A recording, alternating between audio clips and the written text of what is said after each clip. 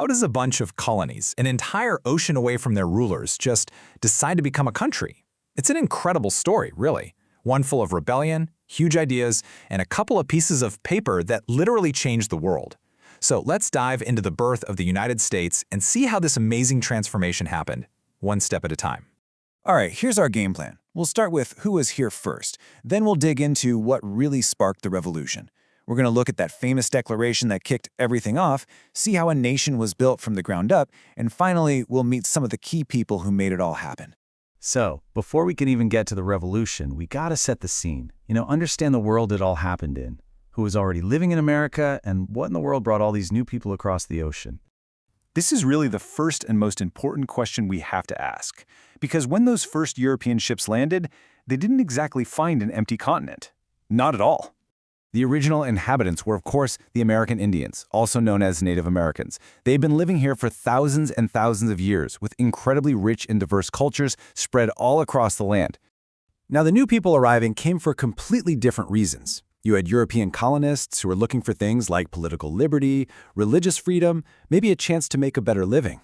But then you had people from Africa who were brought here against their will, stolen from their homes and forced into slavery. This huge difference is just a fundamental and tragic part of the American story. So you have this mix of people and motivations creating a really vibrant but also very complex society in the colonies. But the relationship with Great Britain, the country that ruled them from afar, well, that was about to change. Let's take a look at why things started to get so tense. And here it is, the big question.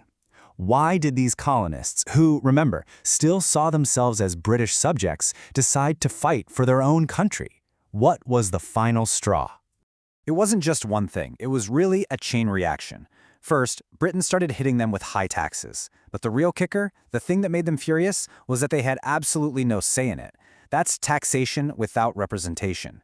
It meant they were losing control over their own communities and their own lives. And for the colonists, this wasn't just unfair, it felt like a violation of their basic rights as Englishmen. And when tensions get that high, the result was almost inevitable: war. The American colonists took up arms to fight for their independence from British rule in what we now call the American Revolutionary War. But if you're going to fight a war, you need a reason.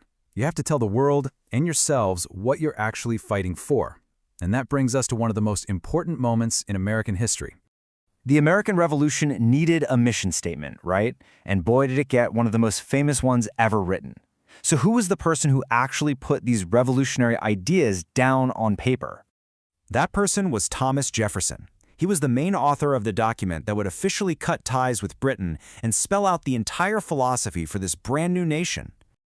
And the date this groundbreaking document was adopted is a date every American knows: July 4th, 1776. This became the official birthday of the United States. This one phrase pretty much captures the heart of the Declaration.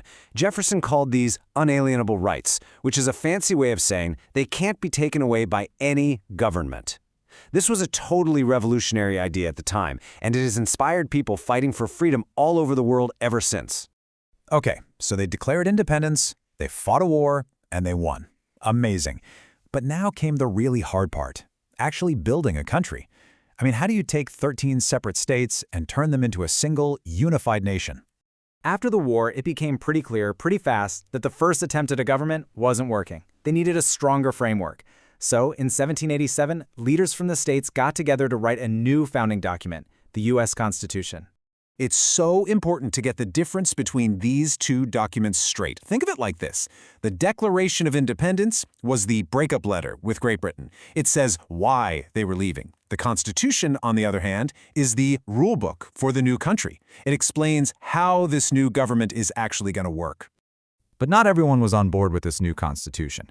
A lot of people were worried it would create a government that was way too powerful.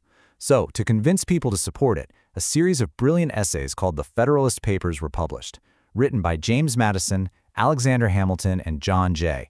These papers basically broke down how the new government would work and why it was a good idea. They were essential in getting the Constitution approved. Now, these incredible events didn't just happen by themselves. They were led by some truly remarkable people. So let's meet a couple of the key figures who literally created the United States. First up, you've got the indispensable man himself, George Washington. It is almost impossible to imagine the founding of the U.S. happening without him. I mean, just look at this resume. He was the general who led the army to victory. He was the president of the convention that created the Constitution. And then, of course, he was unanimously elected the very first president of the United States. He was there at every single crucial moment, which is exactly why he's called the father of our country. Next up, we've got a true Renaissance man, Benjamin Franklin. This guy was a world-famous scientist, an inventor, a writer, a diplomat. The list just goes on and on. Franklin really did a little bit of everything. He was a crucial diplomat in Europe, getting support for the revolution. He was right there in the room helping to draft the Declaration of Independence. And he was always thinking about how to improve daily life for regular people, starting the first public libraries and even the postal service. His practical genius was just essential.